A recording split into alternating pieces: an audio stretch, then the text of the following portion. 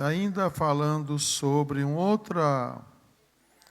outra fase do ministério de Elias, que está no capítulo 18, a partir do versículo 20 e 21. Eu não vou ler tudo, porque todos vocês conhecem, desde pequenininho, alguns conhecem antes de nascer esses textos.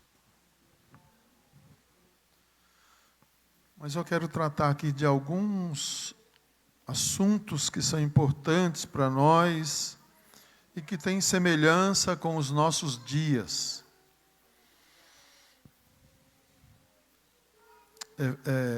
1 Reis 18, 20 diz assim: Então enviou Acabe mensageiros a todos os filhos de Israel e ajuntou os profetas no Monte Carmelo.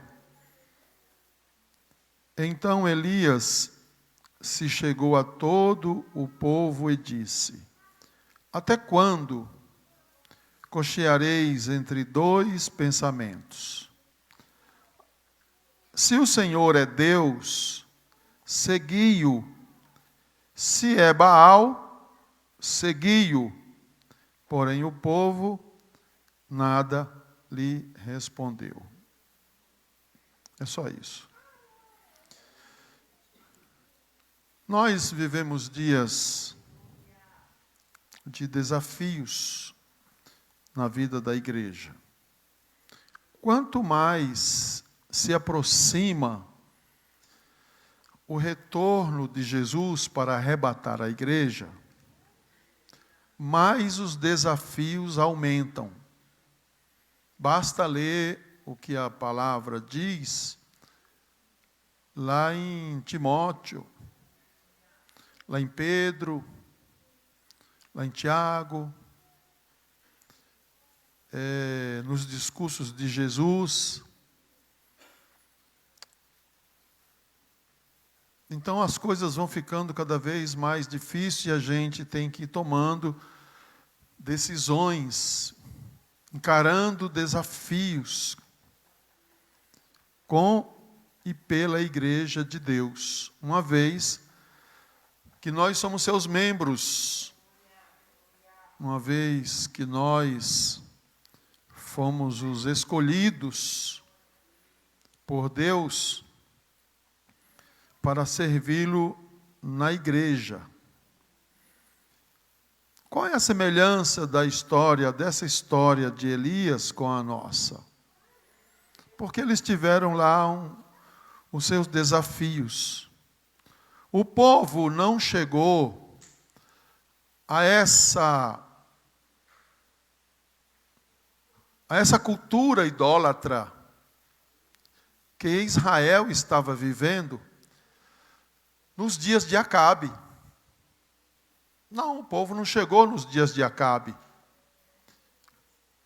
O povo vem vindo numa crescente de cultos idólatras. E quanto mais as pessoas participam do culto idólatra, mais elas têm dúvidas quanto a Deus, quanto o culto a Deus, quanto servir a Deus. E se há dúvidas quanto a servir a Deus, as pessoas não são mais as mesmas. Elas são diferentes. Por que nós temos desafios parecidos nos nossos dias? Na minha avaliação, e você não é obrigado a acreditar na minha avaliação, o evangelho que nós estamos vivendo hoje, genericamente falando, é um evangelho de água com açúcar. Mas água com açúcar também é bom. Quando a diabetes é baixa, a gente toma água com açúcar. Quem falou que água com açúcar não é bom? Mas você não vai viver de água com açúcar. Hoje, genericamente falando, para não falar de A, de B, as lideranças têm medo de confrontar o povo, de chamá-lo à responsabilidade, de desafiá-lo diante dos falsos profetas. E quantos tem por aí? E você conhece um monte deles. E nós estamos tão acostumados com a nossa vida religiosa, que eu estou sempre dizendo genericamente, porque Deus sempre teve os 7.000 que não se dobraram, e eu quero acreditar que você faça parte desses 7.000, que é um número redondo, não é 7.000. Então eu quero acreditar que os dias que nós estamos vivendo hoje são parecidos. Nós nos acostumamos. Você quer ver uma coisa que ninguém se incomoda? Hoje.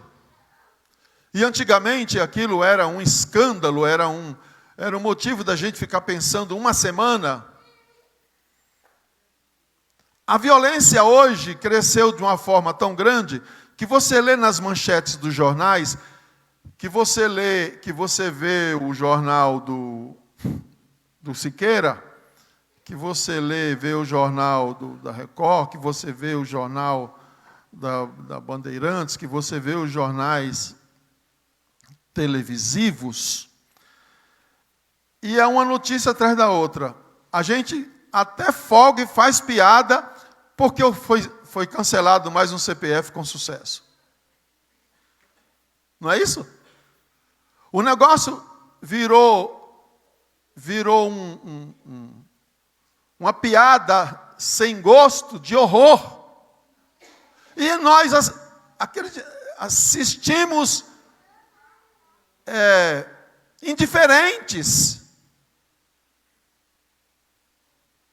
Porque nós fomos levados, influenciados pela idolatria, porque a idolatria aqui era uma idolatria mais específica. Eles adoravam ídolos, adoravam Baal, adoravam Azerá, adoravam Queimós, adoravam Malcom, adoravam tantos outros deuses, e adoravam mesmo. Mas hoje existe uma idolatria velada, existe uma adoração roubada, e nós não nos damos conta disso.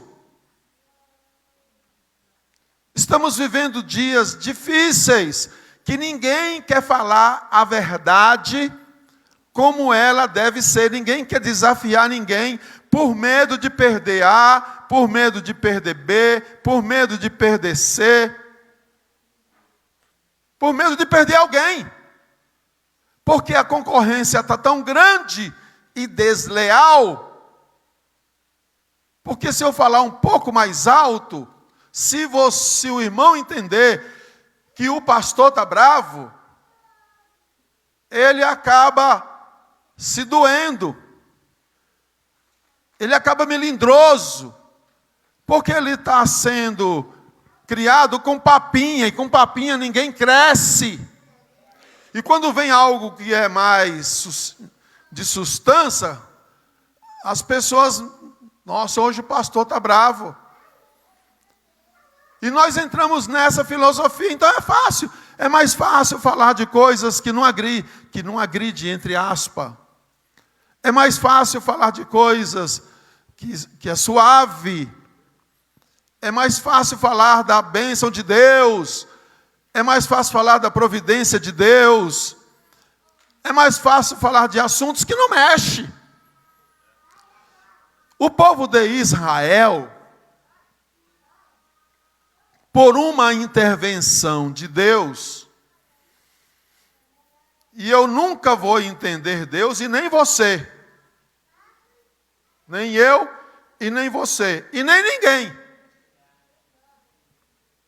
Por uma intervenção de Deus, Israel estava sendo governado por Davi. Davi juntou todas as tribos de Judá, pegou o reino de Hebrom, que era do filho de Saul. E um dia, no final do reinado, Salomão construiu um nicho para cada uma de suas mulheres com seus deuses. E ele era levado por essas mulheres a adorar os deuses de todos esses povos. E ele não tinha pouca mulher, tinha muita. Mas não é o caso aqui. Não é esse o caso. E Deus ficou tão insatisfeito com Salomão, mas nunca lhe lançou em rosto a sabedoria, o poder, a glória, o reino, a riqueza, porque Deus dá e não lança em rosto. Quem lança em rosto sou eu, é você. Deus chama Jeroboão. Salomão morre e fica Roboão, seu filho. E Roboão tomou uma decisão de não seguir os passos de seu pai, no que diz respeito à justiça. E um dia, Jeroboão, que morava no Egito, que tinha fugido de Salomão, que ele era um dos capatazes de Salomão, e Salomão quis matá-lo, ele fugiu para o Egito. Quando Salomão morreu, ele voltou. Quando ele voltou, o povo disse assim: você vai junto com nós? Você vai junto com nós falar com o homem lá? Porque o homem acabou de entrar. Vamos tentar fazer uma mudança lá, vamos lá. E Jeroboão foi escolhido o representante para falar com Roboão. E foi falar com Roboão e coisa e tal. Só que antes disto, Deus encontra com Jeroboão. E eu digo que Deus conhece o seu passado, Deus conhece seu presente, Deus conhece seu futuro. Vai dizer que Deus não conhecia o Jeroboão. O profeta Aías encontra com Jeroboão. E Jeroboão também o conhecia, e ele diz para ele assim: assim diz o Senhor.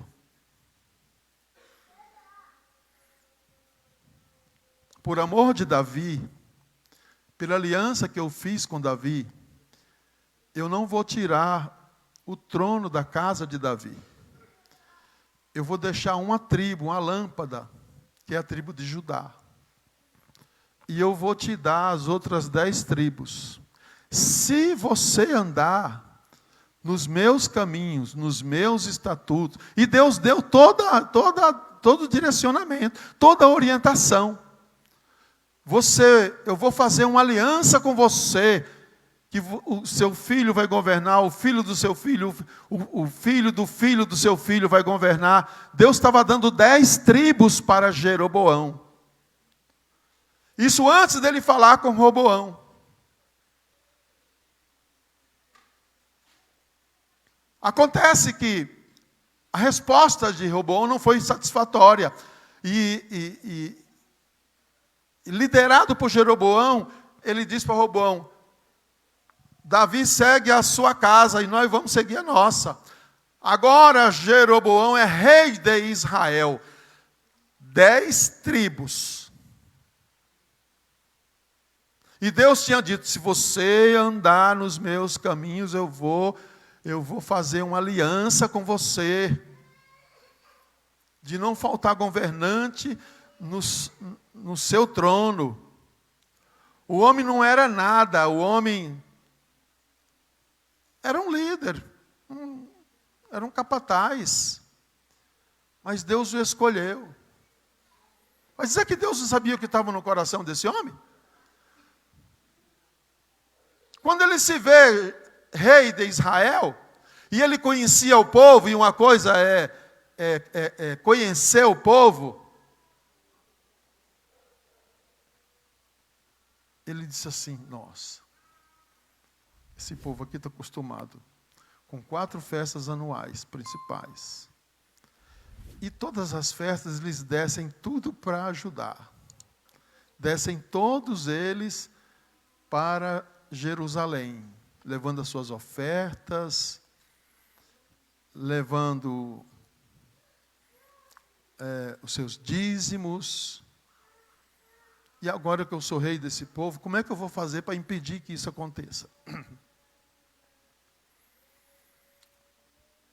Jeroboão não acreditou no que Deus disse. E Deus nunca brincou de fazer promessa. Deus, Ele nunca brincou de fazer promessa. Ele sempre cumpre as suas promessas. Jeroboão olhou de um lado e falou: não é possível, esse povo vai para Judá, e lá o rei vai ganhar o coração desse povo. Eu vou fazer o seguinte, eu vou colocar um bezerro em Dan, fica lá no norte, e vou colocar um bezerro em Berseba, que fica lá no sul. E vou colocar um bezerro no leste e um bezerro no oeste. Aonde? E vou constituir sacerdotes dentre do povo para ministrar para o povo. Jeroboão estabeleceu o culto idólatra. Eu estou dizendo isso para situar você nesta passagem, nesse texto bíblico. Porque um texto, sem um contexto, nós só temos um pretexto. Israel vem nessa toada de idolatria, Esse povo é inclinado à idolatria. Deus disse para Moisés: esse povo é inclinado para a idolatria. Deus disse para os profetas: esse povo é inclinado para a idolatria. Deus disse para o juiz: esse povo é inclinado para a idolatria. Jeroboão sabia que o povo era inclinado para a idolatria. Porque todas as nações adoravam um Deus que se vê, um Deus que tocava, um Deus que estava lá, mesmo que não mexia, mas estava lá. E eles foram escolhidos por um Deus que eles não viam, que de vez em quando aparecia nas suas manifestações. E esse povo vem vindo numa idolatria constante cada vez. E Jeroboão morre, o seu filho assume o seu lugar, e o seu filho morre, e o outro assume o seu lugar, até chegar em Acabe. E quando Acabe toma o reino, começa a governar, ele pega uma herança idólatra. E como se isso não bastasse, Acabe casa com uma rainha Sidônia, tão idólatra ou mais idólatra do que o próprio Jeroboão. Uma mulher que governava, uma mulher que mandava. O rei era apenas um fantoche. Quem decidia, quem governava era a mulher. Veja o caso de Nebate, da vinha de Nabote. Opa! Veja o caso, vai dormir, homem. Tu vai dormir que eu vou resolver esse problema aí. Veja o caso de Elias.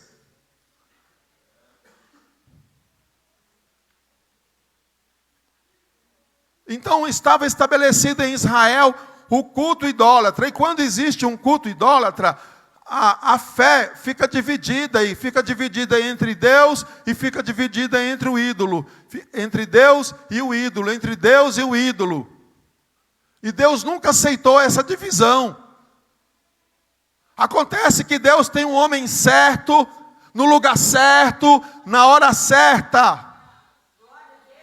Nós não estamos aqui por acaso. Você não está onde você está por acaso. Você não está na congregação que você está por acaso. Você é a pessoa certa, no momento certo, na hora certa, para falar a coisa certa.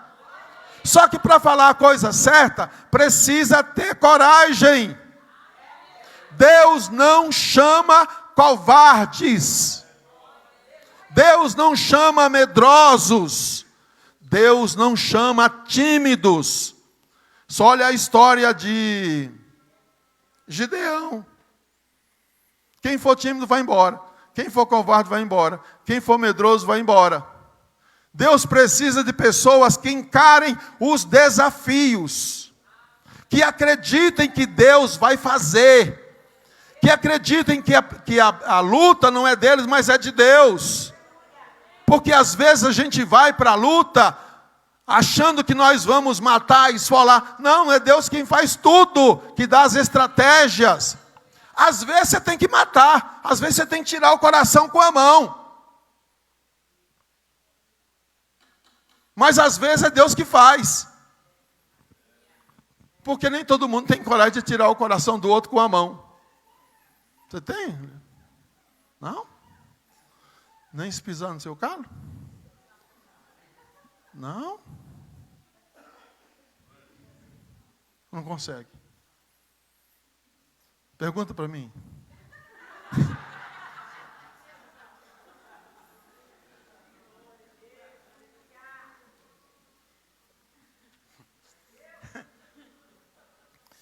Deus chama Elias. Deus levanta Elias. Elias é um profeta de coragem. Elias é um profeta que não tem medo do rei. Elias é um profeta que fala a verdade. Elias é um profeta que confronta o povo. Imagina todo Israel reunido e Elias faz um desafio. O povo estava tão morno, que Elias diz para eles assim: se o Senhor é Deus, segui. Se Baal é Deus, segui. Qual era a posição do povo? O que o povo devia dizer? Não, Deus é o Senhor, nós vamos seguir. A Bíblia diz que o povo não disse nada, porque o povo estava em dúvida. Uma hora é Baal, uma hora é Deus, uma hora é Baal, uma hora é Deus, e não resolve. Ou nós adoramos a Deus, ou nós adoramos Baal. Ou nós servimos a Deus, ou nós servimos a Baal. Ou nós confiamos em Deus, ou nós confiamos em Baal.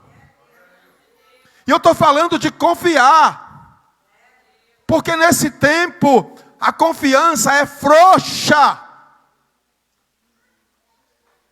Quando Deus não age do jeito que nós queremos, como nós queremos, aí nós metemos o pé pelas mãos. Mas nós temos que segurar a onda até a última hora, até o último segundo. Porque Deus, Ele não atrasa, Ele não adianta, Ele vem na hora certa. Deus deixou que Abraão fosse até as últimas consequências em relação ao sacrifício de Isaac. Deus permitiu que Abraão colocasse seu filho sobre o altar, que preparasse a lenha, que preparasse o fogo, e Abraão estava crendo que ele ia morrer. E quando ele levanta o negócio, o facão para tirar a cabeça de Isaac, Deus brada do céu, Deus está esperando, Deus está vendo. Eu quero ver até quando ele vai esperar. Eu quero ver até quando ele vai esperar. Só que deixa eu falar uma coisa para você. A fé para confiar em Deus, quem te dá é o próprio Deus. Está vendo como isso é interessante? A fé para confiar em Deus, quem nos dá é o próprio Deus. E Elias foi chamado. Um homem que tinha coragem de falar a verdade. Que às vezes a verdade, ela cura. A verdade de Deus, ela cura. Elias podia se acovardar e se juntar aos profetas de Baal, nem ser tão incisivo e nem ser tímido. Ele podia ser omisso. Deus não admite omissão na missão que Ele deu a cada um de nós. O profeta estava no lugar certo. Qual era o lugar certo? Era o lugar aonde o povo estava reunido. Onde é que o profeta está? Aonde o povo tem que estar. Aonde o profeta está? Aonde o povo está. Porque aonde o povo está, tem o profeta que Deus quer que esteja e tem os demais. Vê o caso de Micaias, quando Josafá foi visitar Acabe. Acabe disse, você vai comigo para a guerra? Josafá disse assim, meu povo é teu povo, minhas armas são suas armas. Só não falou, meu Deus é teu Deus. Onde você foi, eu vou. Mas, viu, antes da gente ir, deixa eu dizer uma coisa para você. Não tem ninguém aqui, não tem nenhum profetinho aqui para trazer uma mensaginha.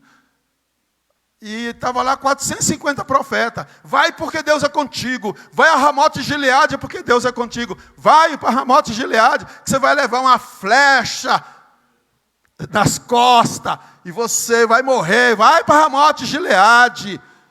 E Josafá diz assim, escuta, tudo bem que já ouvi todos os profetas aí, todo mundo dizendo a mesma coisa. E parece que a voz do povo é a voz de Deus, é? A voz do povo é a voz de Deus? A voz do povo é a voz de Deus? A voz do profeta é a voz de Deus. Josafá disse, escuta, não tem nem... tem um, mas eu não gosto dele, não. Eu não gosto dele, porque ele sempre fala mal de mim. Ele sempre fala mal de mim. Acabe, não faz isso, não. Não fala assim, não. Mas manda buscar ele. Mandaram buscar Micaias.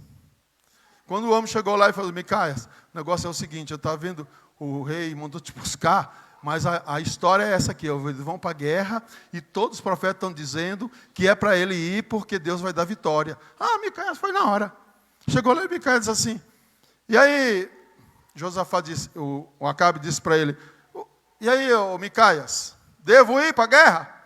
Vai porque Deus é contigo. Mas o profeta de Deus... Se ele não entregar o que Deus quer, ele não dorme, ele não come, ele fica destemperado, até ele entregar o que Deus quer. Ou Acabe, eu te conjuro por Deus, para você falar a verdade. Eu vi o Senhor, o profeta de Deus sempre tem uma visão de Deus. O profeta de Deus sempre tem uma visão de Deus. Eu vi o Senhor numa reunião lá, e alguém dizia, Deus perguntava, quem vai enganar Acabe? Quem é que vai enganar Acabe? Você entende isso? Você consegue entender isso aí? Deus mandando alguém para enganar Acabe? Quem é que vai com espírito de mentira? Quem é que vai enganar Acabe? E um dizia, eu vou com isso, eu vou com isso. Aí apareceu um espírito lá no meio lá no céu. Não estava no céu, missionária Lúcia?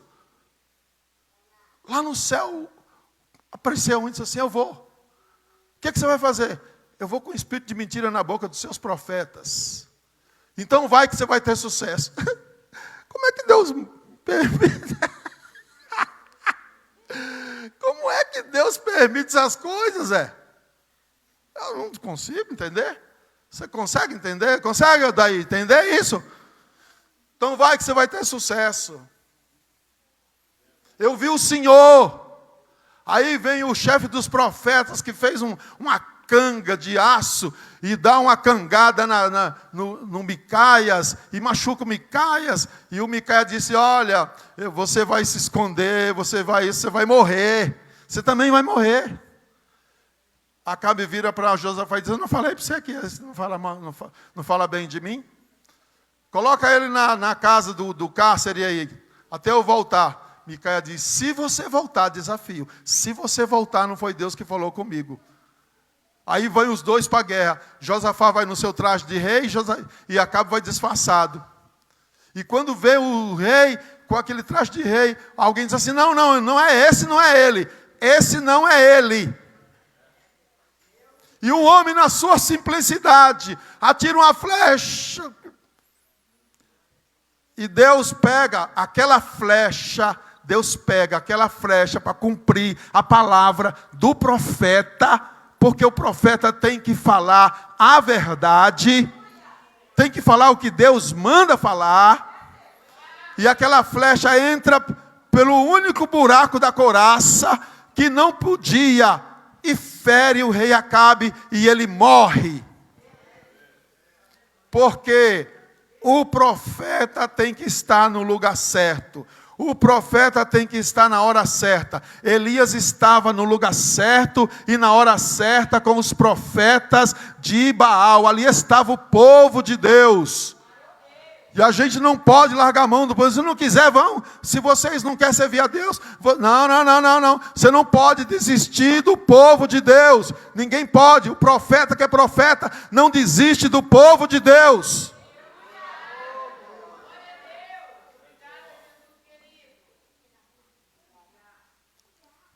O profeta que é profeta, ele conhece a situação espiritual do povo. E Elias chega a dizer, olha, mataram todos os profetas do Senhor. O próprio Acabe que fez isto, através de Jezabel. E só eu fiquei. Na verdade, Deus vai dizer para ele, não ficou só você, ficou mais 7.000. É que eu escolhi você para você aparecer no cenário. Porque tem uns profetas que eles não aparecem, mas são profetas.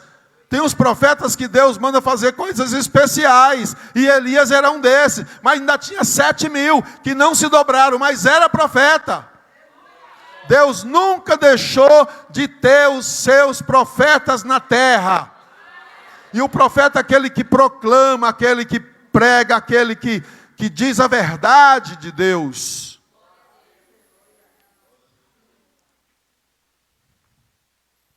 Por causa do seu culto a Baal, ou por causa do seu culto idólatra, o povo tinha dúvidas sobre quem era Deus em Israel. É algo inimaginável. Principalmente nos dias de hoje, que o povo está curado disso. Você imaginar que esse mesmo povo que viu os milagres, que viu as maravilhas operadas por Deus, que viu as guerras ganhas através do próprio Deus, agora esse povo tem dúvidas sobre quem Deus é. Você acha que nós estamos num tempo muito diferente disso? Porque tem altos que se sacrificam em vários lugares. Tem vários cultos. Mas nós estamos interessados no culto ao verdadeiro Deus. É esse culto que nós devemos ter, aonde as pessoas vão dizer, como disseram mais tarde pelo desafio de Elias, só o Senhor é Deus, só o Senhor é Deus, só o Senhor é Deus, porque só Ele age quando precisa agir, só Ele responde com fogo. Você sabe por que Elias disse para o povo, o Deus que responder com fogo, esse é Deus. E os profetas logo aceitaram o desafio, porque Baal era tido como a divindade das tempestades, era tido como a tempestade do relâmpago e do trovão, era considerado a divindade do fogo. Elias vai direto no ponto, o Deus que responder com fogo, esse é Deus. E o povo, e os profetas, não, tá, pronto, é nós. É com nós, que nós vamos ganhar isso aí. Mas ele sabia que só existe um Deus que responde com fogo. Não há nenhuma outra divindade que responda com fogo. Porque o nosso Deus é um fogo devorador. O nosso Deus é o que aceita o sacrifício, que lambe a água, que aceita a oferta, que aceita o sacrifício. Isso foi feito várias vezes. E quando Elias faz este desafio aos falsos profetas, porque às vezes a gente tem medo, Não, nossa, não pode. Não, existe aí. Nós temos que encarar isso.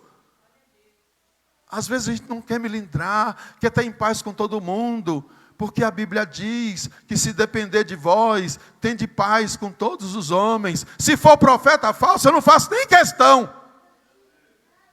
Eu não estou nem aí, não faço questão. Falso profeta tem que ser desafiado com Deus que responde com fogo. Para que o povo saiba que só o Senhor é Deus. Porque às vezes o povo está cocheando entre dois pensamentos. Será que é esse? Será que é aquele? Será que é esse? Será que é aquele? Não pode. Desafio. Desafio. E eu disse e vou repetir, quanto mais se aproxima a hora do arrebatamento, esses desafios, eles aumentam cada vez mais. Por isso nós temos que estar sempre na hora certa, no lugar certo, e ter a palavra de Deus certa. Porque não é eu que sou, só eu que sou profeta. Você é um profeta de Deus. Você é um profeta de Deus. A palavra de Deus está na sua boca. Deus nos chamou para desafiar as pessoas. Não vamos ficar indiferentes com as coisas que acontecem. Eu estava esses dias questionando, conjecturando, pensando, meditando, que hoje nós não amamos as almas, não queremos ver as almas salvas. Com raras exceções. Estou falando genericamente. Quem se importa com as almas? Quem é que se importa com as almas? Sendo que nós queremos encher as nossas igrejas de crentes. É muito mais fácil, dá trabalho. Porque vem com vícios, vem com uma série de gostos. Mas ninguém quer. Ninguém está preocupado com as almas. Como é que as almas vão converter? Quantos dias do mês eu oro especificamente pela salvação de almas. Mas não faço aquela oração para aplacar a minha consciência doída e de dizer, Senhor, eu estou pedindo. Porque Deus sabe da nossa hipocrisia em relação a isto. Eu estou dizendo de amor pelas almas. É isso que eu estou dizendo, amor pelas almas.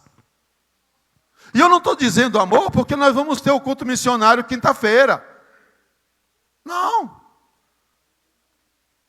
Eu estou dizendo a coisa que brota do nosso coração, porque nós fomos alvo desse amor que as pessoas tiveram por nós, a nos proclamar as verdades eternas do Evangelho. O que é que nós estamos fazendo pelas almas? Estamos pregando? Estamos orando? Estamos fazendo o quê? Eu já falei com o meu vizinho. Não é só isso, é muito pouco. Eu estou falando daquela chama que Deus colocou no nosso coração, que às vezes até já se apagou, de ver as almas salvas, de fazer tudo para que elas sejam salvas, de pregar o evangelho verdadeiro, aquele evangelho que é o poder de Deus, que foi o tema da nossa escola bíblica, do nosso congresso, porque não me envergonho do evangelho, pois é o poder de Deus para a salvação de todo aquele que crê. Como é que vai crer se nós não pregar? Como é que vai crer se nós não tiver amor pelas almas, paixão pelas almas? Deus honra esse negócio. Mas hoje parece que a chama apagou. Então eu convoco, eu clamo para que nós nos despertemos, eu e você, porque eu estou incluído nisso. Nós nos despertemos para buscar aqueles que estão perdidos. Quantos estão perdidos? E se nós fizermos isso, Deus vai nos honrar. Nós queremos um despertamento. O despertamento começa quando eu começo a pregar o Evangelho. Nós queremos o poder de Deus, os dons de poder. Para que nós queremos os dons de poder? Se não é uma ferramenta para nós pregarmos o Evangelho. Eu vou querer os dons de poder para me dizer para a irmã assim, eu tenho mais poder do que você. Você profetiza, eu tenho uma visão. Você tem dom de maravilha, eu tenho o dom da fé. Não, nós estamos disputando aqui, irmão. Para que Deus vai dar essas coisas para nós? Isso é para pregar o Evangelho, para que as pessoas vejam o poder de Deus na vida do seu povo, da sua igreja. Vivemos dias de desafios, grandes desafios. Deus precisa de profetas com coragem. Deus precisa de profetas que conheçam a situação espiritual do povo.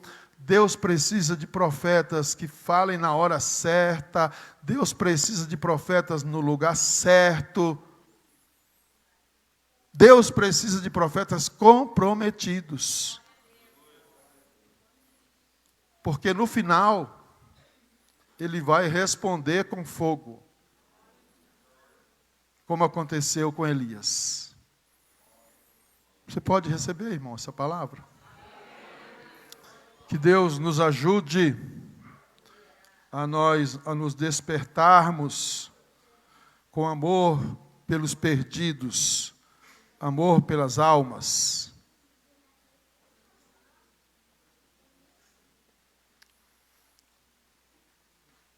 Hoje é o nosso dia.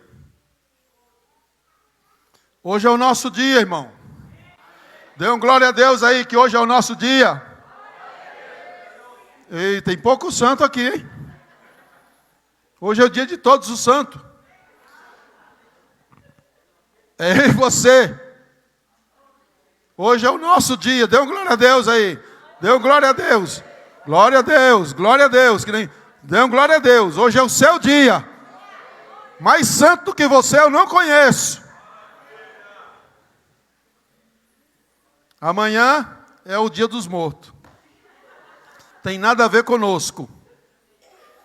Nós estamos vivinho. E vai ficar assim por muito tempo. Diga amém. Amanhã vai a quarta-feira. Vai ter a tarde da bênção. Vai estar aqui a missionária Josiane, é isso? Missionária Josiane tem uma palavra de Deus para o seu coração. Na tarde da bênção, às 14h30. Não falte. Feriado. E quinta-feira tem culto de missões. Sexta-feira tem culto nas congregações. No domingo temos oração. Depois escola bíblica dominical.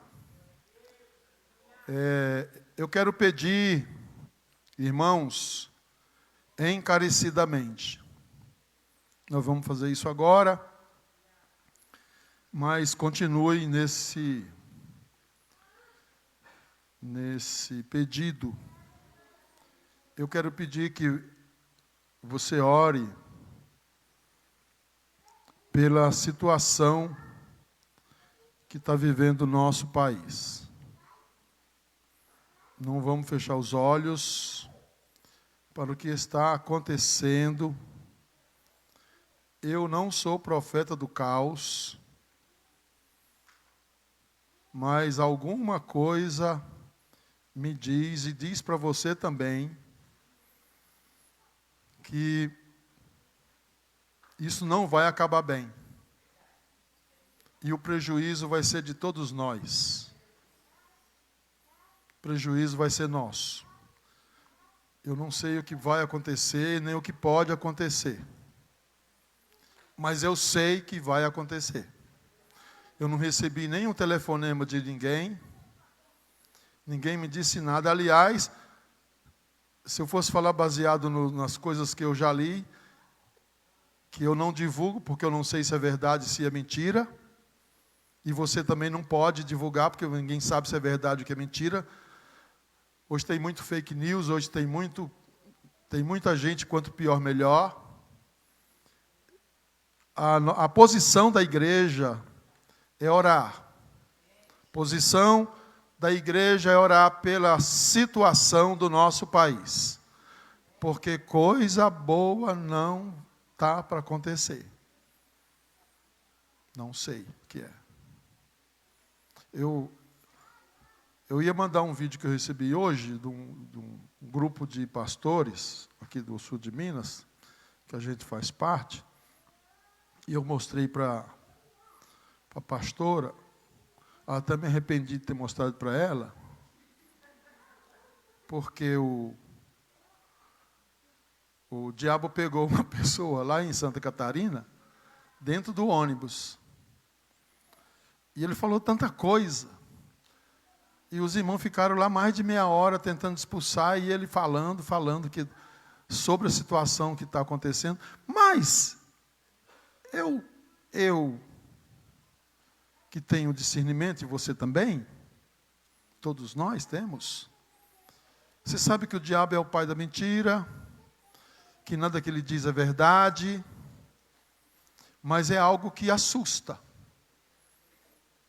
Algo que assusta. E você deve ter ouvido várias notícias aí de vários jeitos. Vamos orar pelo nosso país.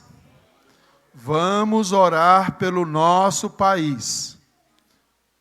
Irmãos, isso é muito sério. Vamos orar pelo nosso país. A mesma igreja que nós convocamos para votar é a mesma igreja que nós convocamos para orar. De lado nenhum, ninguém está livre de nada que pode acontecer. Nada. E se tem uma coisa que eu tenho quase certeza que vai acontecer. Não sei o que é. Mas se nós orarmos, a igreja orar, se a igreja interceder, eu tenho certeza que Deus pode colocar a sua mão. Amém? Vamos colocar de pé. E antes de terminarmos, nós vamos orar, fazer uma oração. Oração todos os meses, de janeiro a dezembro. Segunda, terça, quinta e sexta, das 9 às 10.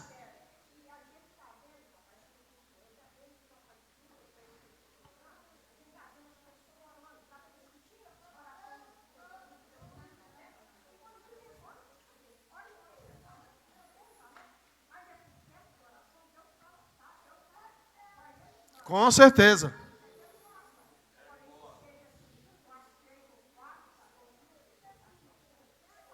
Continuar, tem que perseverar. Verdade. Essa oração não é para terminar. Nós vamos fazer uma oração específica pelo nosso país. Pela situação que está acontecendo, que eu não sei, nem você sabe o que está acontecendo. Mas existe um temor de que algo esteja e vá acontecer. Então nós vamos orar para que Deus coloque a sua mão, para que Deus nos guarde, para que Deus nos livre. Viu? Soberano Deus e nosso Pai. Nós te adoramos, te exaltamos, glorificamos o teu nome. Tu és Deus grande e soberano. Tu és Deus que governa os céus e a terra. Tu és Deus que aprova e desaprova os nossos governantes. Deus bendito e santo, o Senhor sabe, pela sua presciência e onisciência, do que está acontecendo nos bastidores sobre o nosso país. A nossa situação não é boa.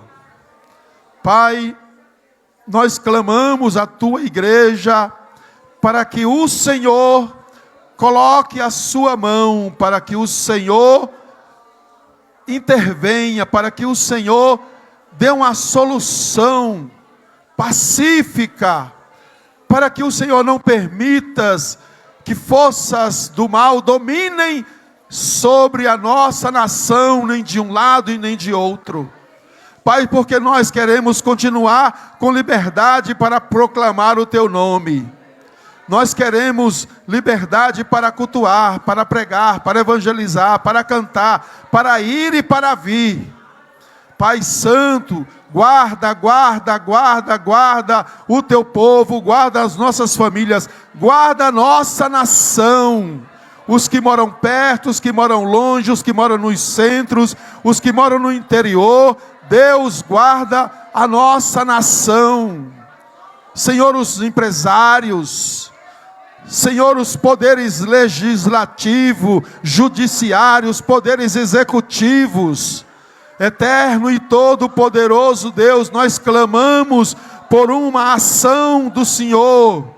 Nós clamamos por uma intervenção do Senhor. Nós clamamos para que anjos poderosos estejam trabalhando em prol da nossa nação, como o Senhor ordenou a Miguel trabalhar por Israel. Deus Todo-Poderoso, o Senhor não tem prazer na divisão, o Senhor não tem prazer na confusão, o Senhor não tem prazer nas mortes, o Senhor não tem prazer em que nada de mal aconteça. Pai, por isso nós clamamos, por isso nós clamamos, por isso nós clamamos pelo nosso país, por isso nós clamamos pelas nossas autoridades, para que tenham graça, sabedoria, discernimento. Deus Todo-Poderoso e Santo, estende a Tua mão sobre a nossa nação, sobre a Tua igreja, sobre as famílias, sobre todos, Pai, sobre todos, estende a Tua mão, para que possamos viver em paz, para que possamos prosperar. Deus Santo e Poderoso, recebe, Senhor, a nossa oração, recebe o nosso clamor. Deus Santo e Eterno, no nome de Jesus, nós te pedimos. Em nome de Jesus.